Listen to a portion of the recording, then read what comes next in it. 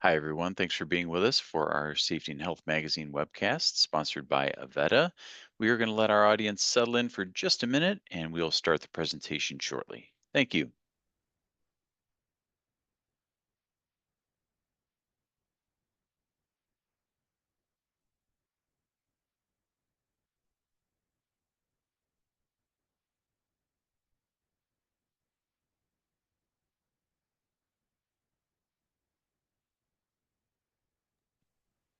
Thanks again to everyone who's joining us, and we are going to start the presentation in about 30 seconds. Thank you.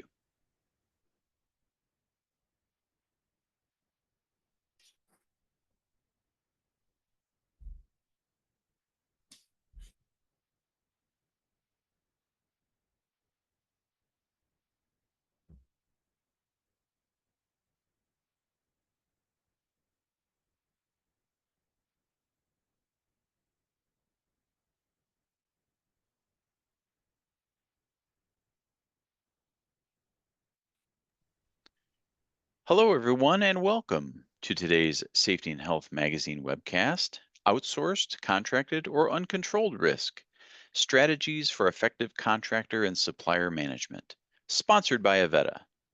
My name is Barry Botino. I'm an associate editor at Safety and Health and a co host of our On the Safe Side podcast. I'll be your moderator for today's event. Before we get started, I'd like to share a few housekeeping items with everyone. First, the views of today's speaker and organization are their own and do not necessarily reflect those of the National Safety Council or Safety and Health Magazine. Any mention of a commercial enterprise, product, or publication does not mean the Council or the magazine endorses those items. Today's event will be an interactive one. If you have a question at any time at all, you can engage with us by using the chat function or the Q&A button located at the bottom of your screen. Just type in your question and tap the send button. We'll get to those questions as they come in during the presentation. After today's event, you'll be asked to complete a brief evaluation survey, but I'll tell you more about that a little later. Finally, this webcast will be archived.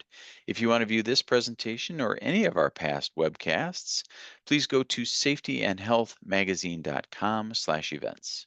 You may also receive a link in our post-event email. Now let's introduce our speaker.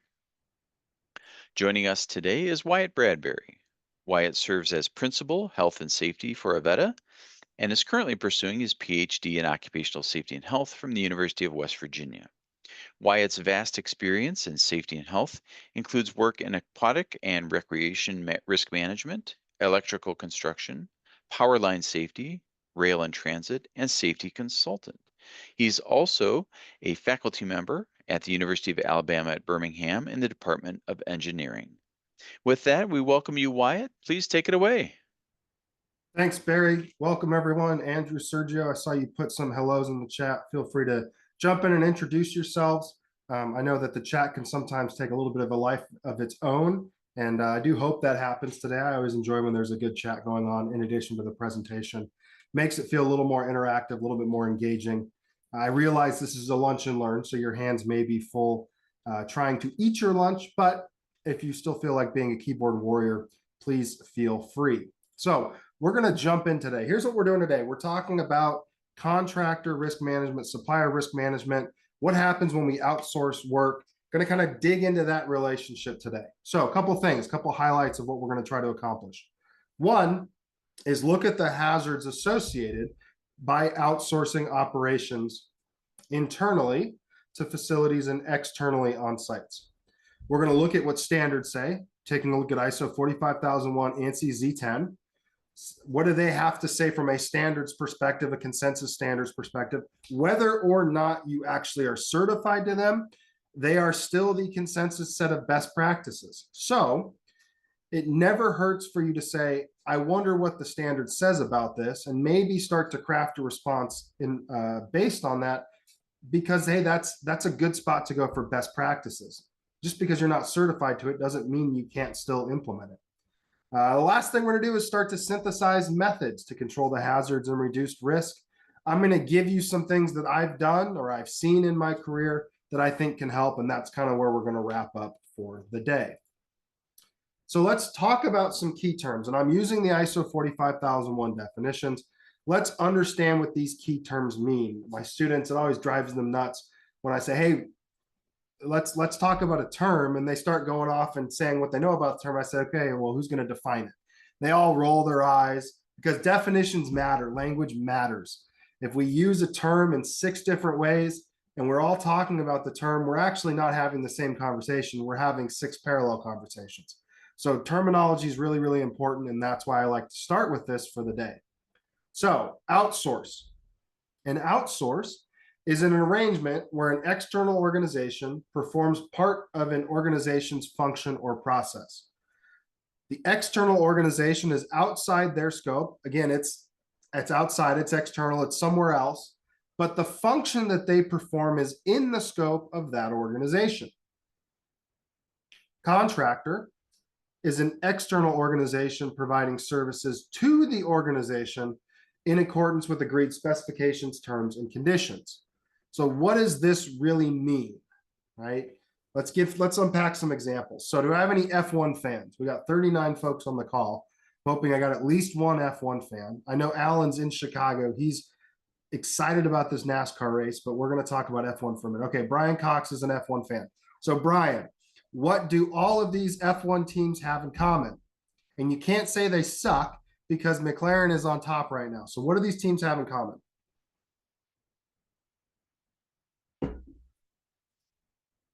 Well, all F1 teams could be fast. Anyone else want to take a stab at it? Sponsors, they all have sponsors. Okay, every F1 team has sponsors. What is unique about just these teams, though? Anybody else? Feel free to jump in before I give the answer. 3, 2, 1. All right, here we go.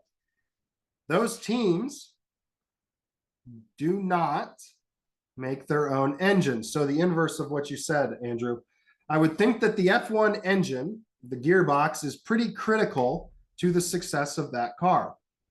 In fact, I don't think it's going to go anywhere without this key piece. But those teams do not make their own engines. They outsource them. So for Kick Sauber and Haas, they get Ferrari engines. Alpine goes to Renault, however we're supposed to say that. I did not take French in school. And then McLaren, Williams, Aston Martin have Mercedes engines.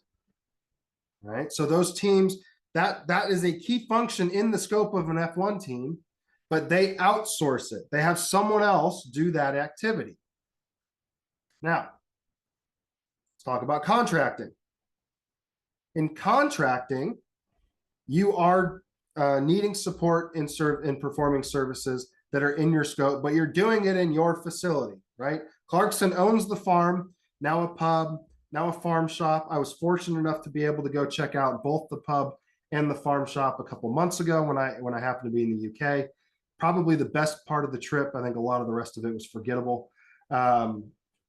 But all of these team members that he has that surround him, he has to bring in to help him do what he's not capable of.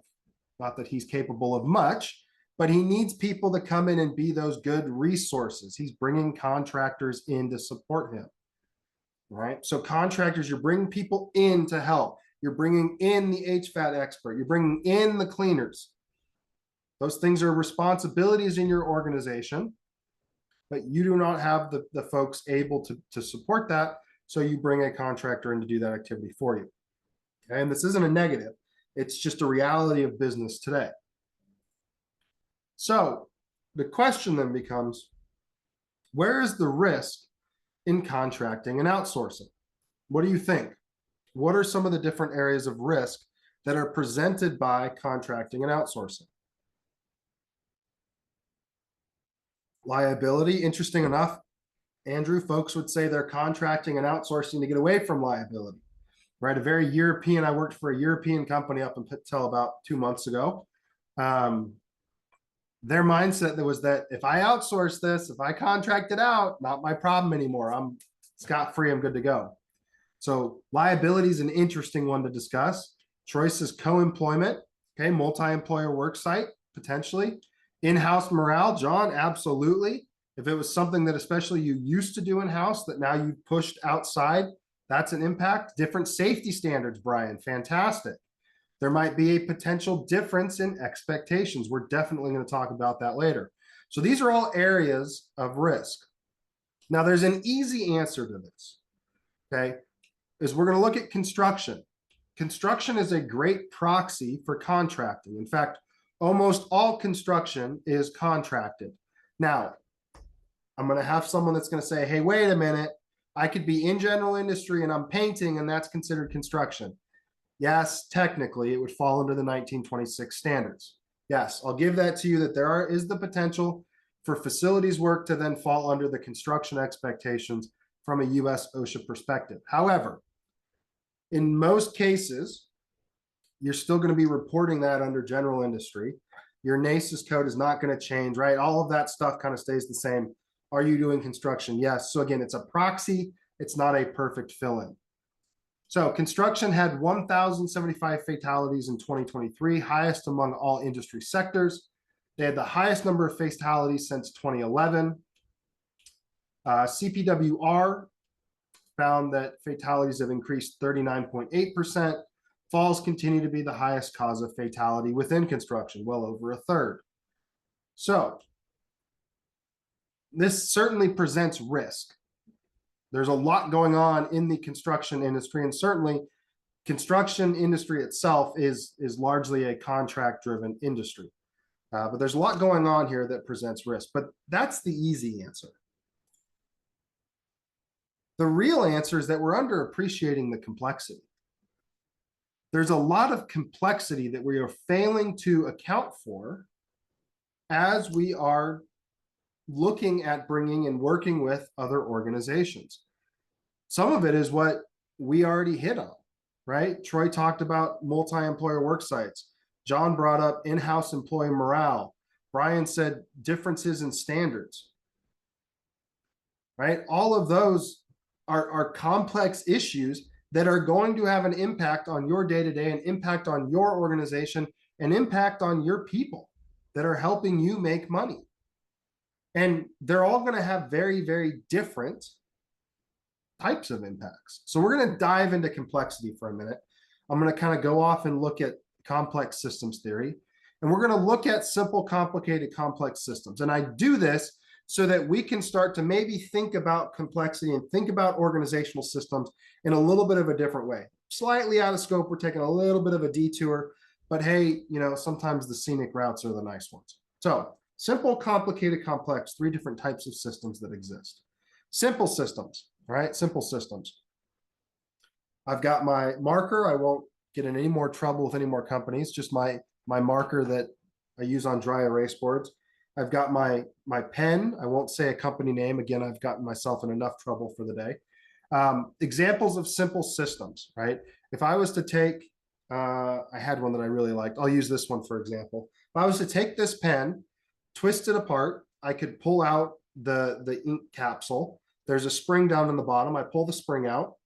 I've got the casing. I've got my little finger pad.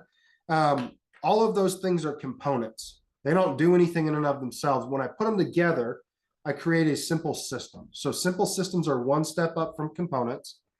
They have a very, very direct degree of predictability. I know that when I press the button, I get ink. When I retract the button, it's gone. I know that when I'm using my dry erase marker, I twist the cap and pull, I put it back on, right? I'm good. I'm not going to dry out my marker like my kids always do. This one I can twist to get a pencil. This comes from the Mid-Atlantic Construction Safety Council, OTI. That's on my NSC branch here locally. So I will promote them, of course, on an NSC webinar. I can pull the cap and get my highlighter, right? Those are predictable things. Now, they require technical knowledge. My 4-year-old can do this. My 1-year-old cannot. He just puts it in his mouth and chokes on it. My 4-year-old then messes up my whiteboard when she also happens to knock it off the wall at the same time, right?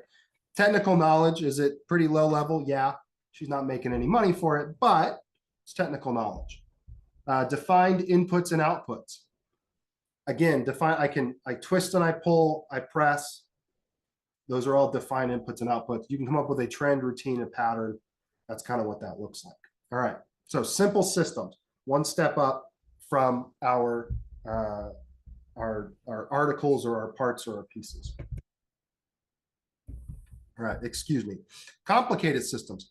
Complicated systems have a degree of predictability. Degree of predictability. If they didn't have a degree of predictability, we'd never be able to go anywhere. When you take a large number of simple systems and you put them together, you end up with complicated systems. Complicated systems have a multitude of inputs and outputs. We've got 46 folks on the call. Was anyone in the Navy? Any sailors here? Nope, I guess not. All right, well, that's my ship from when I was in the Navy, the USS Denver. All right, Kevin was in the Navy. Perfect. So one of the things that I learned when I was in the Navy is that there's more than one way to turn a ship, right? I can use the rudder at the helm, right? Easy. I can use the screws, the propellers, one forward, one reverse, you'll turn your ship. The other thing you can do is a combination of both, depending on the constraints, what you're trying to accomplish, right? So that's what I learned when I had an opportunity to practice driving that ship, navigating that ship, conning the ship, whatever term. Kevin's going to tell me that I wasn't really in the Navy because I don't even know what the proper terminology is, but that's okay.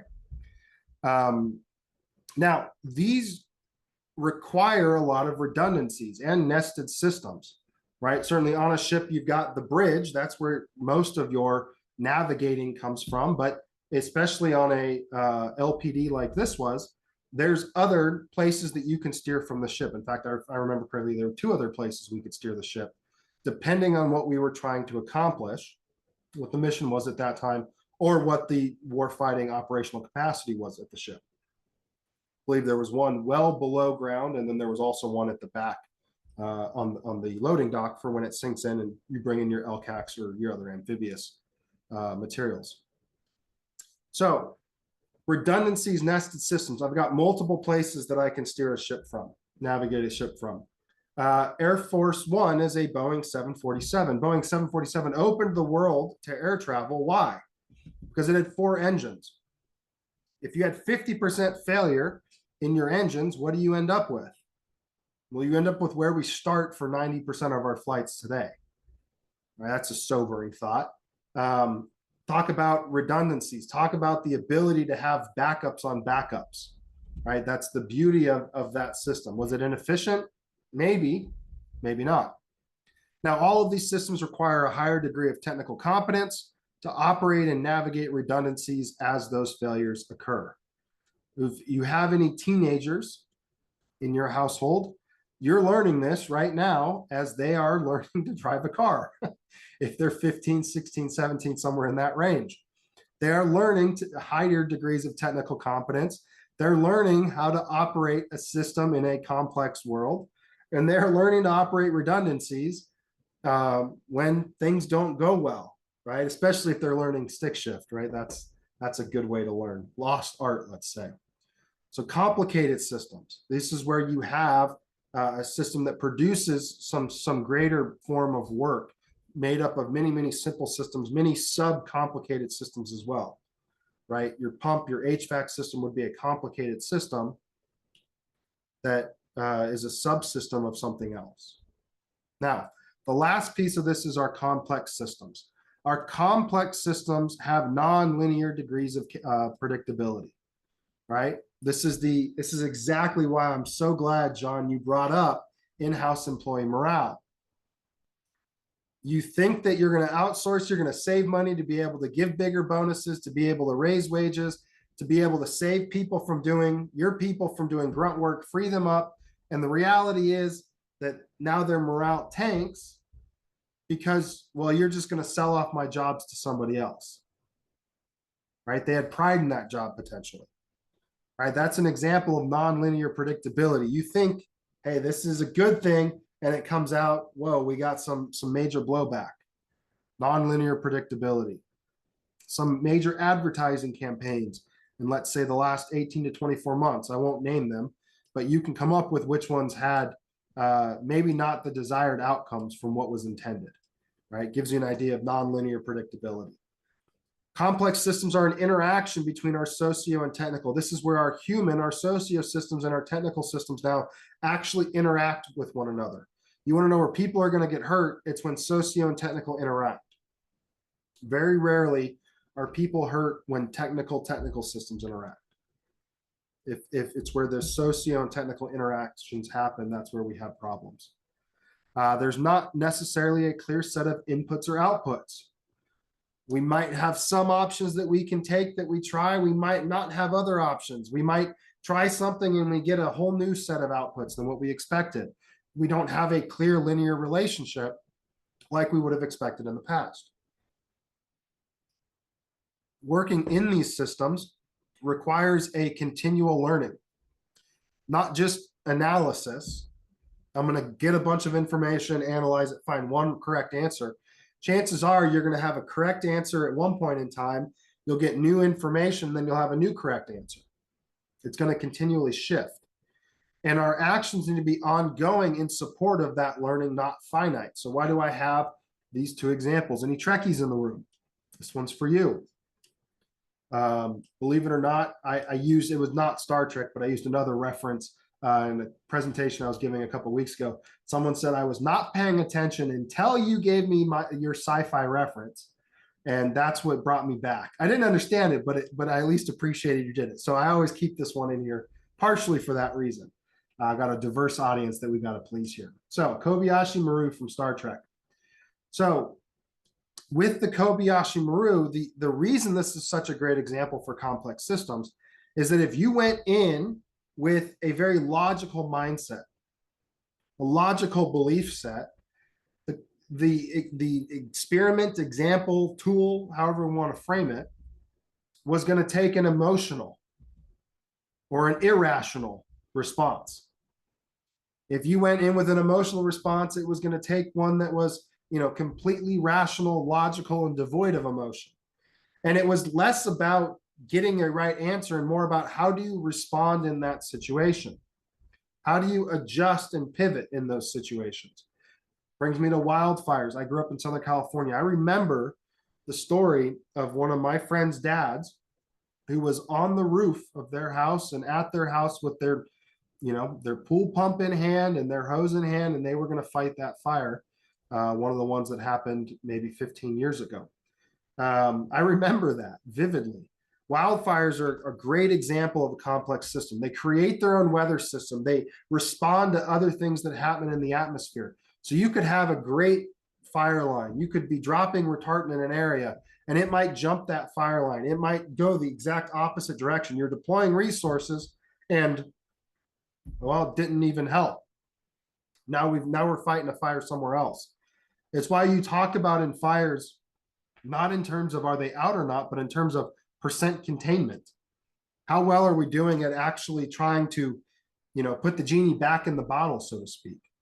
And frankly, the news cycle kind of moves on before we even hear that the situation's been addressed. Complexity is another element of this, right? Wrong or indifferent, depending on whose vineyard is in the path, or if it's just a trailer park, or what $1 million homes, multi-million-dollar homes are there, that's going to impact the response, right? Those are all elements that add to this complexity. And this is the reality of the world that we work in. And this is really where safety professionals are paid for the big bucks, is not to necessarily solve the complicated problems, but to work in the complex every single day and to navigate the complex and be able to make decisions in the complex on a daily basis. So I hope that this kind of complexity element, I think we far too often act like we're in a complicated situation. When we're in a complex situation, we need to get to that 50 to 80% of the information that at least we perceive to be there, and then be able to jump right in and start making decisions. We're going to learn. Complicated, with more experience, more information, we have the ability to analyze and act. And usually when you analyze and act, you can kind of, as one of my Marines would always say, cover down. You know exactly where you're going with that situation. You've got it kind of tied off. But in the complex world, you need a plan. And then you take action on that plan. You evaluate the actions that you took. You review how well did you do, to then update the plan. You take another action. Anyone have an idea of what cycle we're in right now? Feels like we're in a little bit of a loop. Feels like we're going around plan, take action, evaluate, review, update plan, take action, evaluate, review. You were thinking that we were, oh, Brian got it, PDCA, right? PDCA is the reality of complex work. It's the reality of organizations that we work in. Again, you do not have to subscribe to ISO Z10 or ISO 45001 and be certified and have those certificates proudly hanging on the wall to be able to really learn from some of this and be putting a lot of these principles in action. In fact, I think it's critical that we're doing that even if we're not certified. So complex work requires us to be in a PDCA, continual improvement cycle. We're going to come back to that. There's another consideration here, though. One of those considerations is the layers of communication.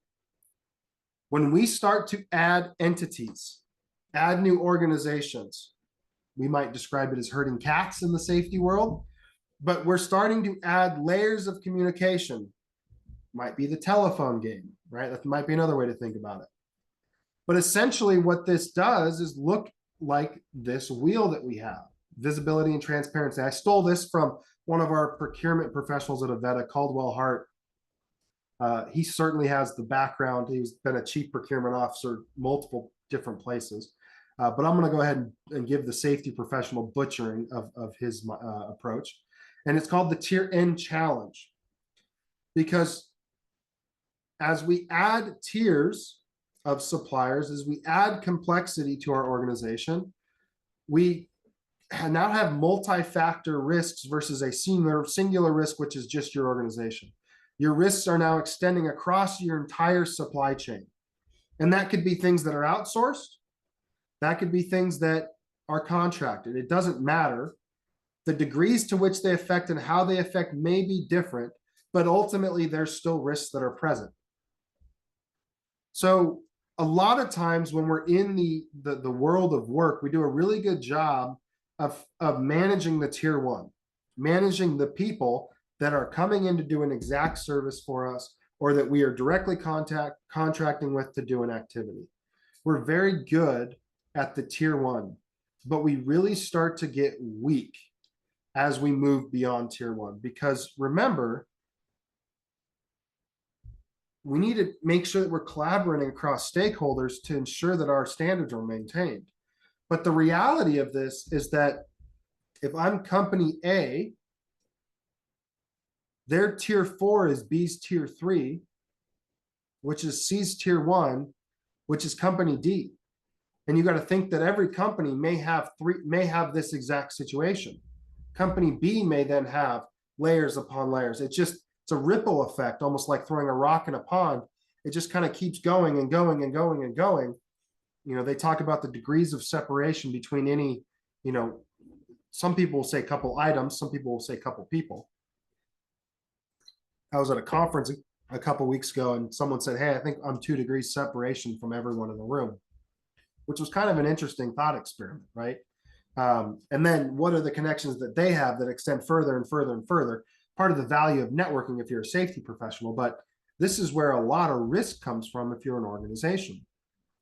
Imagine that you have a tier 1, you're managing your tier 1, but then they have a tier 2. Well, that tier 2 has tier 1s, which are the tier 2 for you or for them, which are then the tier 3, right? How do you know that your standards are being met as it gets that far out from you, right? And as companies tend to get smaller and smaller and smaller as you go down, that's another even scary thought. Research from the National Safety Council shows that most injuries in the workplace are happening in companies under 50 employees in size, right? It's the small companies that are having the disproportionate. And as we get out in the supply chain, as we contract further and further and further out, you're dealing with smaller companies. And I love this image because there's kind of 2 ways that we can look at this. One is I can look at this as very black and white. It's a great black and white image. I could say, there's a black and white element to this. It just kind of is what it is. Or you could look in this and say, wow, this is a complex image.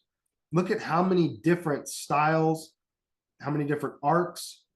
You've got straight lines, you've got 90 degrees, you've got curves. How many different elements, types of elements go into building this?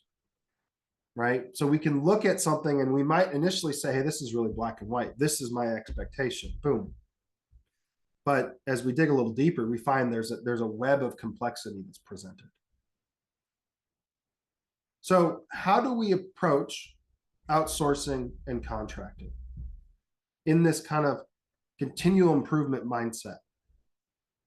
Well, it comes down to the assessment, the initial assessment, execution, planning, and reflection. I think as we're unpacking the PDCA model, that's essentially what we are doing. We are assessing the organizations that we want to do business with. What are the criteria that we hold near and dear? What are the expectations they need to be able to meet? We execute that. We make it happen. Then we validate that, reflect on that validation going into the next planning cycle. So spend a couple minutes. I'm not going to go too off the deep end into the standards, but we're going to spend a couple minutes talking about the standards and what they say. Because I think this is really, really important. And slides, I was told, will be distributed. There is a recording. So I'm not going to go too deep into the standards text itself. I've got some highlights already selected. I'm going to kind of walk to the highlights, but I want you to at least know what's out there, what's in place. So this comes from ISO 45001. ISO 45001 in section 8.1 has their procurement section that covers both contractors and outsourcing, right? And this is it. I mean, there's not a lot of text that surrounds this. This is only a couple hundred words. Section 8 is in the do section, right? So it's part of the doing element of this, the enacting. And this is how they break it down again against contractors and outsourcing. I'm not going to dig into this. I told you I wasn't. I'm going to hit my highlights. So 8.1.4, procurement. The general section, there's a couple words that kind of are repeated. And they kind of become thematic. We need to establish, implement, maintain. Establish expectations, implement expectations, maintain expectations. And the expectations that need to be set are those processes to control the procurement of goods and services. So how have you established, implemented, maintained processes to control procurement of goods and services? Again, these standards are not very prescriptive. They don't tell you exactly what you have to do. They say this is what you need to think about. So I really want you to think about as we're going through this. What is the process? Processes are written, they're standardized, that you have to control procurement of goods and services. And then, of course, ensure conformity with your management system. When we start talking about contractors, we need to identify hazards and assess and control the risks. A couple things we're looking at.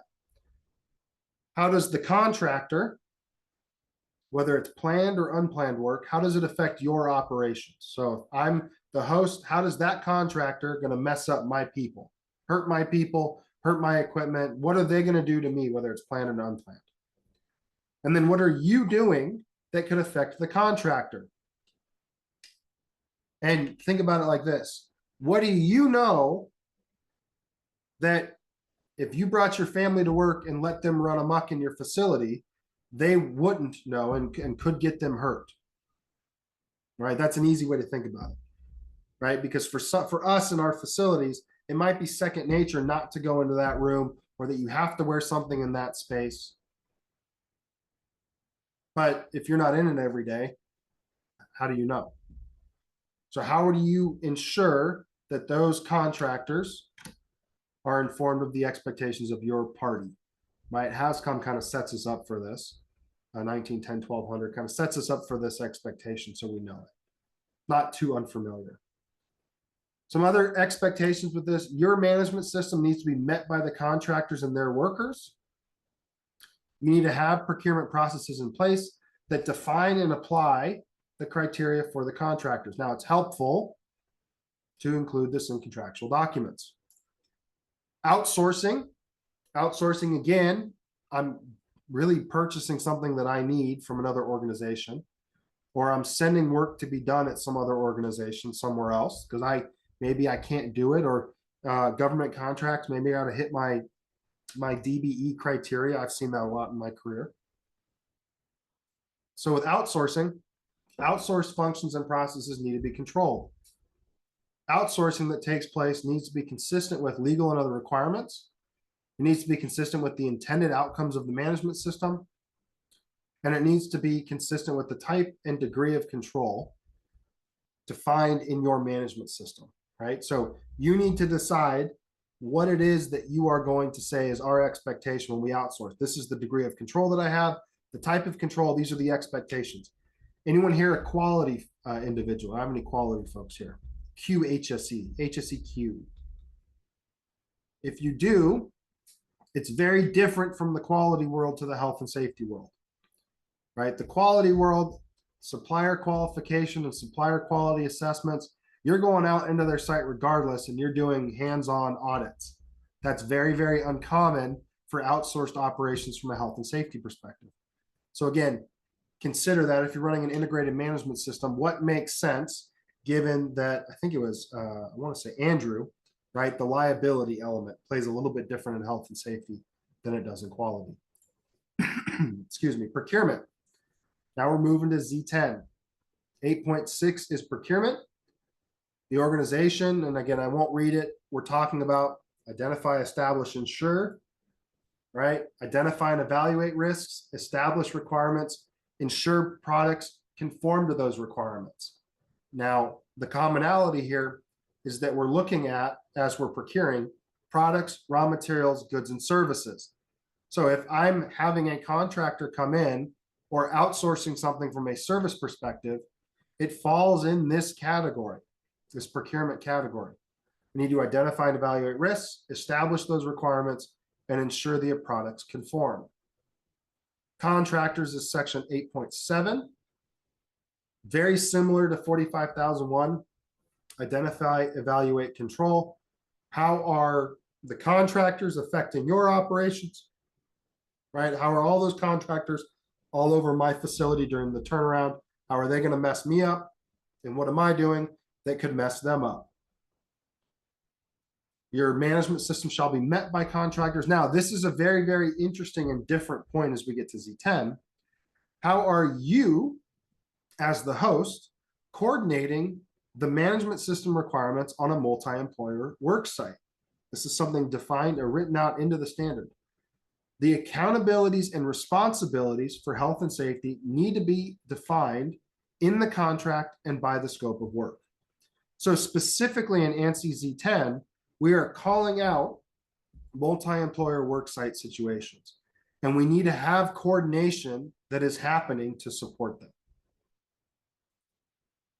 All right, once again, just to kind of piece this together, sections 8, which is where all of this was, is kind of our support and operation under the PDCA model in the do section.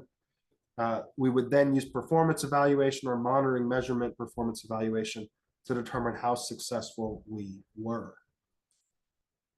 What do some other standards say? Do I have any ESG folks in the room, or folks that are safety professionals begrudgingly doing ESG activities? That would be one way that I've heard it described. Well, there's a lot of other standards out there. ISO 2400, Guidance for Sustainable Procurement. ISO IWA 48, ESG, IFRS S1, General Requirements, GRI 403. A lot of different ESG type standards out there. Now, those other standards, a lot of them are guideline documents. Frankly, and unfortunately, many of them distill health and safety down to a single number. Anyone want to guess what that number is? It's kind of embarrassing. Give folks a second to see if they want to. Time loss. Close, Andrew. Very close.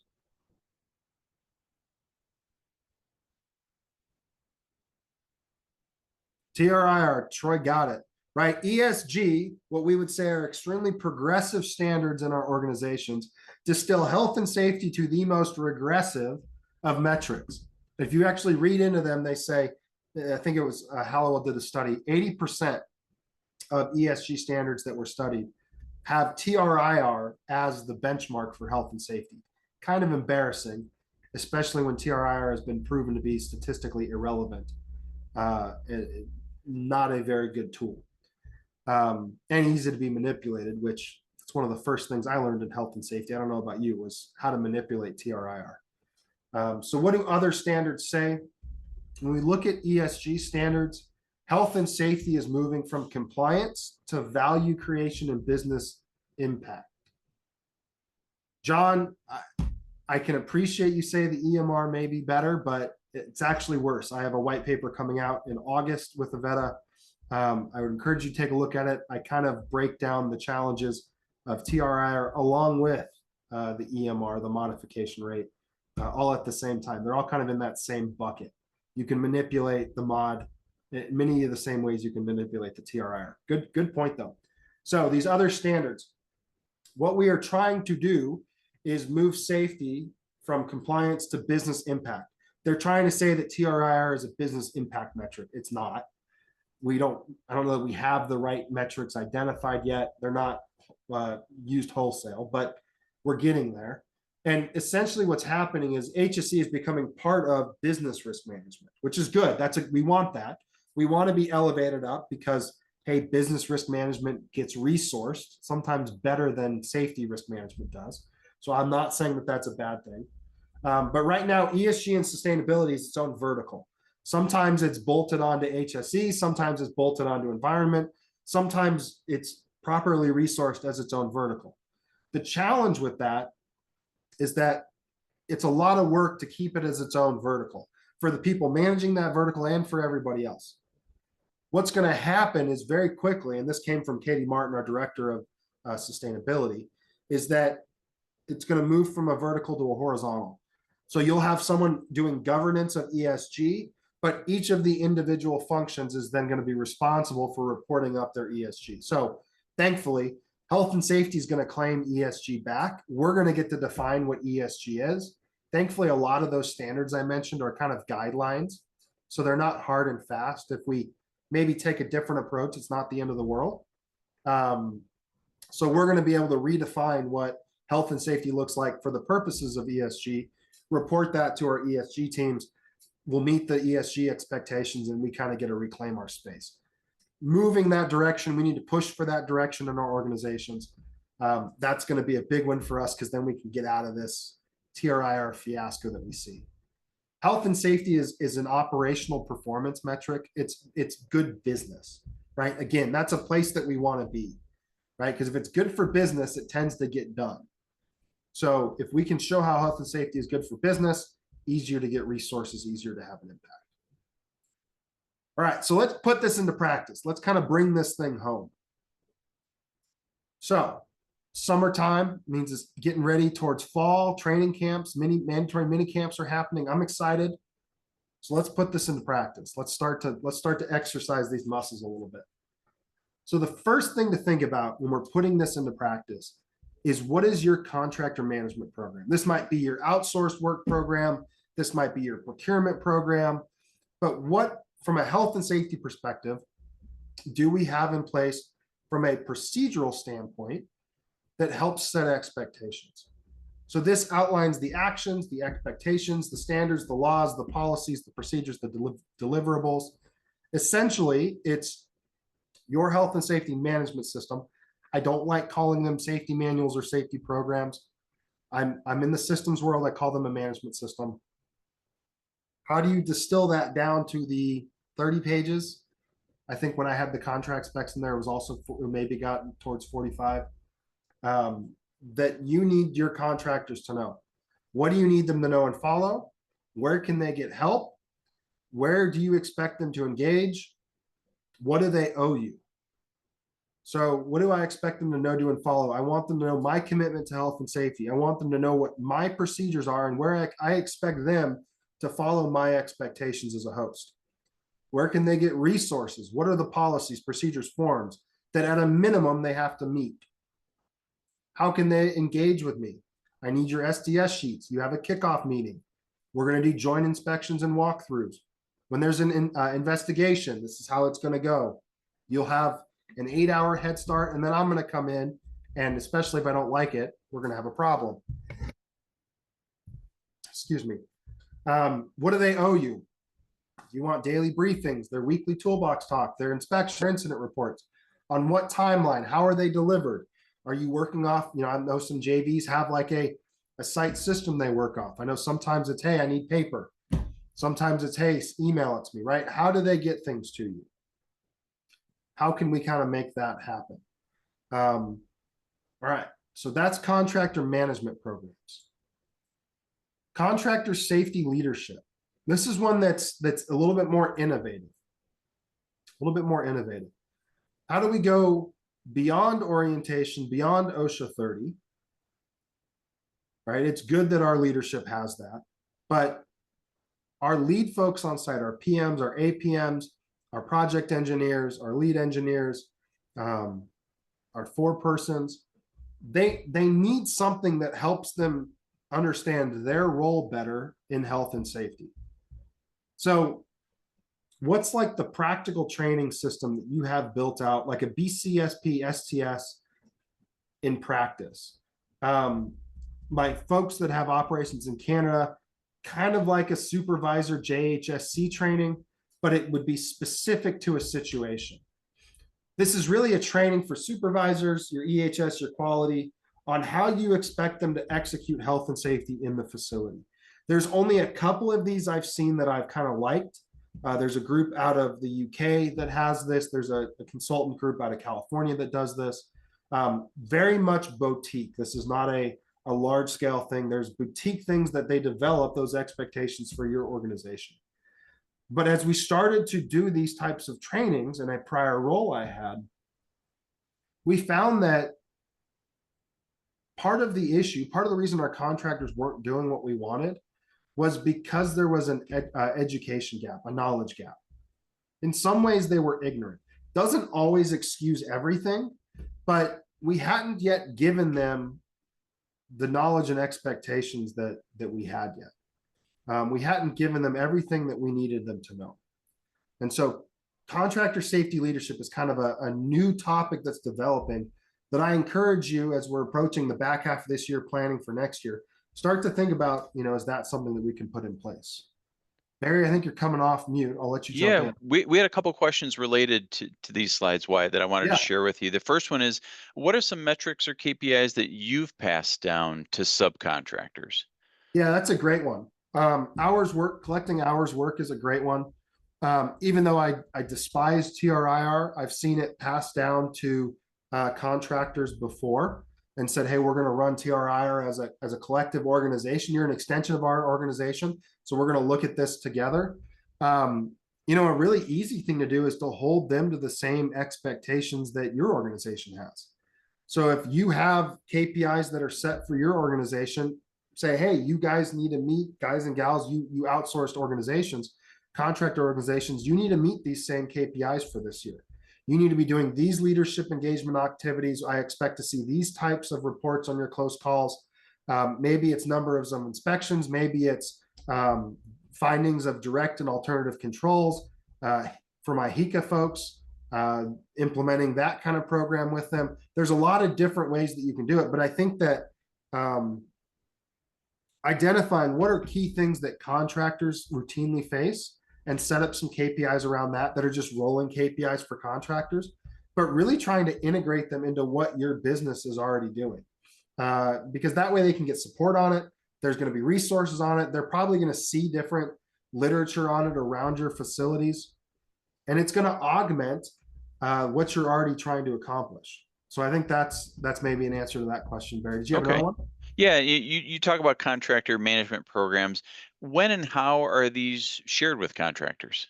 Yeah, so I love getting these to contractors in the RFP stage.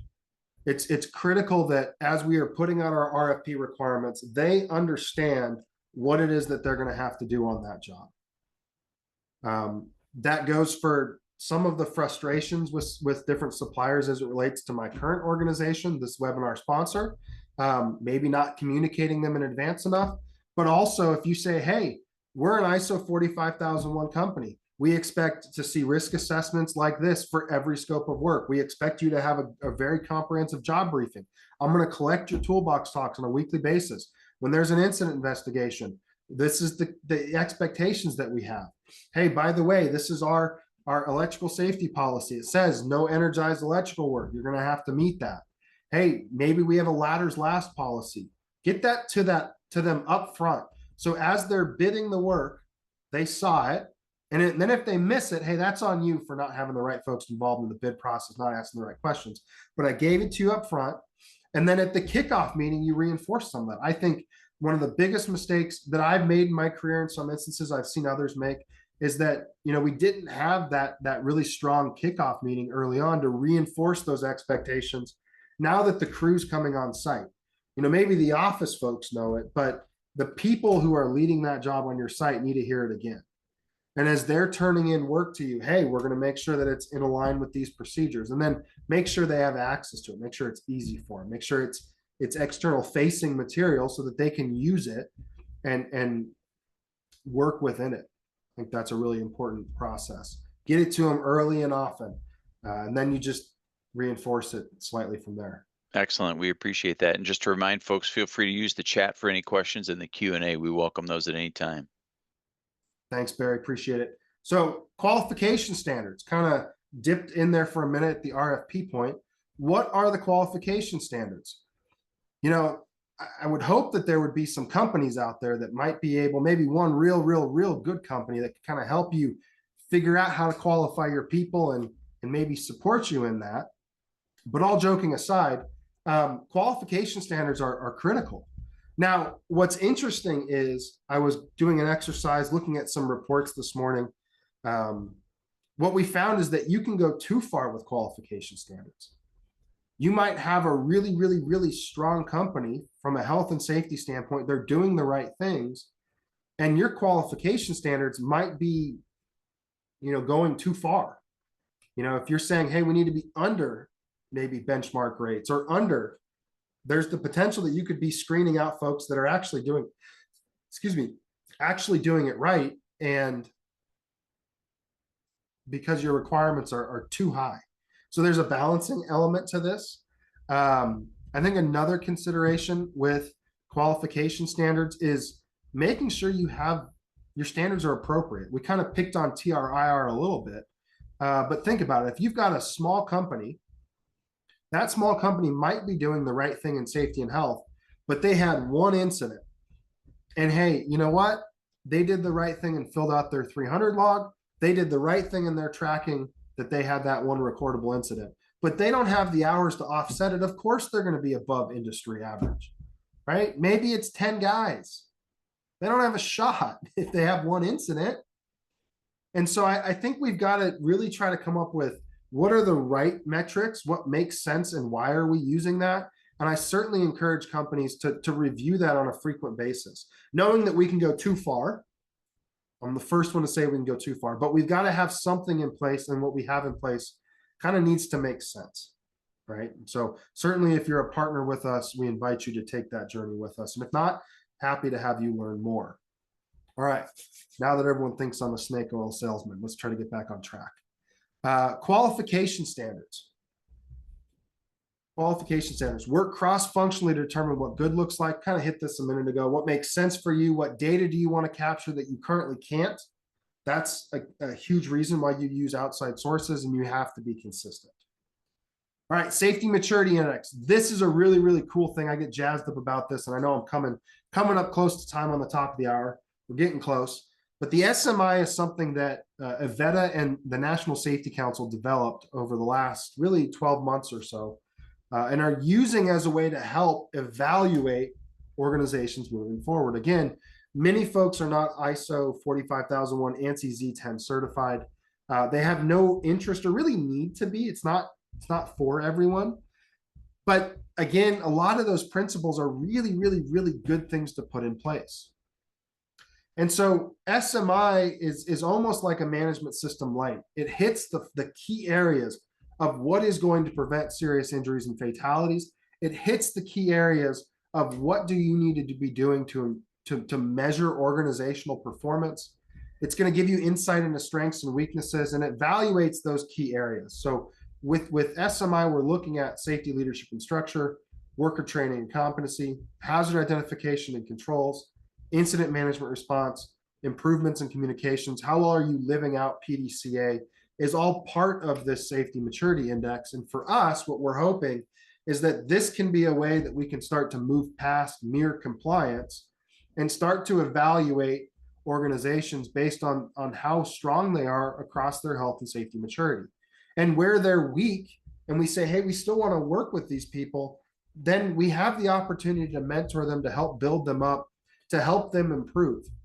Again, a lot of folks that are going to struggle are the small companies, which is where the majority of the fatalities are, which is where we need to be focusing as health and safety professionals. And the big organizations, ones like I've worked for in the past, along with some of you, those are the ones that are really in the position to help move the needle. And so it's not just about raising the standards and saying, hey, this is what it takes to work with us. It's about raising the standards and also helping them learn and grow alongside you to get to that same point. And I think the SMI is a really, really cool tool that helps us get there, and it was developed by some brilliant individuals at the NSC and with us. Should the host SMI have exceeded the contractors? I think, John, part of the reason I like this is that it's less about the final score and more about how are you continually improving. In fact, it's a tool that helps you identify where to continually improve. And so the beauty of this is that, maybe the host organization is weak in an area. Maybe they're weak in, incident management, and you've got a supplier that comes in and that's their strength. Well, now you can kind of learn from each other. You're in that same work ecosystem organization together, gives you kind of that opportunity to really grow together. So I think it's less about saying, hey, this is where our organization at, you need to be better. It's more about saying, hey, what is the risk we're willing to accept? What's the lack of maturity that we're willing to accept? What is it that we're willing to work with? You might say, hey, we've got to have those companies at least committed from a safety leadership standpoint. Maybe they're a little weak in how they do their risk assessments. Maybe they're a little weak in carrying out their hazard analysis. We can help with that, right? We're going to have a safety person assigned to them. It's going to be working with them. We can train them on that, but their leadership is committed. That might be a really advantageous place to be, because those are the folks that are hungry to learn. If their leadership doesn't care, but they can do it, what happens when things really start to get tough? But that's a great question, John. And I think these are all the things we're trying to unpack as we continue to move forward in this SMI journey between us and the National Safety Council. All right, the last thing I'll touch on here as I kind of wrap up is organizational culture. Really cool thing happening in Toronto right now. The Connect 6 is the main JV partner, but the Ontario Line metro system is a metro system that's going to go down. It's fully automated through downtown Toronto, underground in the city, elevated and at grade elsewhere. But what was built into their specs was that a culture survey had to be run as a baseline and then annually thereafter with a corrective action plan developed.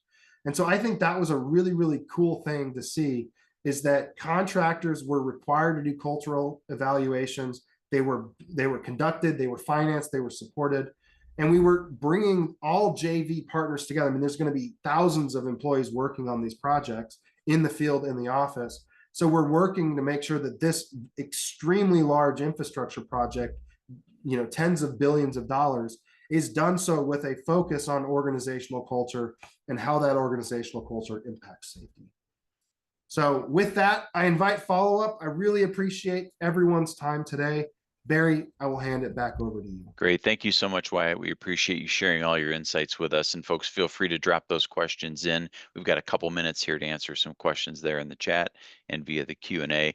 As we get to the Q&A, I want to let everyone know about the evaluation survey that we're asking you to complete. The survey will open in a different screen after this webinar, and your input is really important to us because it does help us to improve our future webcasts. And we've got a quick question here. I wanted to ask you, why when contractors struggle to meet expectations, what are some practices that you've seen taken in your organizations?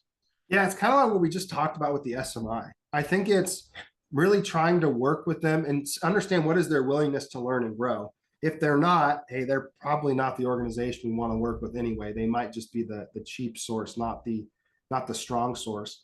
But how do we really partner with them? How do we sit alongside them from a health and safety standpoint? How do we help them develop in their own organizations? How do we teach them from our practices and our knowledge? Because again, the host has better resources. That's why they're the host. Um, so how do we really build into them and help them come along on the journey, as opposed to just trying to say, hey, you're not getting it, you're not getting it. I think the more we can partner, especially with small companies, the more we're all going to find success, and we're going to be reducing serious incidents and fatalities. Great. It looks like we've got time for one more before we have to let folks go today. We jot down some questions on our end during these events, and Wyatt, our colleague Alan, asks, in terms of metrics, are there leading indicators that you'd prefer that organizations use? Yeah, so I think I'm going to say one. I think the coolest leading indicator that I want to see used a lot more is that SMI that we've partnered. I think that is a tool that gives so much insight into where organizations are at. I think it gives so much information as to how to move forward in that relationship with suppliers, with contractors. I think it's a tool that really replaces a lot of the lagging indicators that we use and becomes that leading indicator that we can then say, hey, these are the folks that we want to partner with, and here's why. It's because they're strong in these areas, and hey, even though they're not perfect, we can work together to overcome these challenges. It just gives you that insight. So to me, the SMI is that great leading indicator. Excellent. Thank you for that. Folks, unfortunately, we've run out of time today. We thank you all for attending, and we'd appreciate you taking just a minute or two to share your feedback via our survey. A big thank you goes out to our terrific presenter, Wyatt Bradbury, and of course, everyone from our sponsor, Avetta. This ends today's Safety and Health Magazine webcast. Take care, everyone, and have a safe day.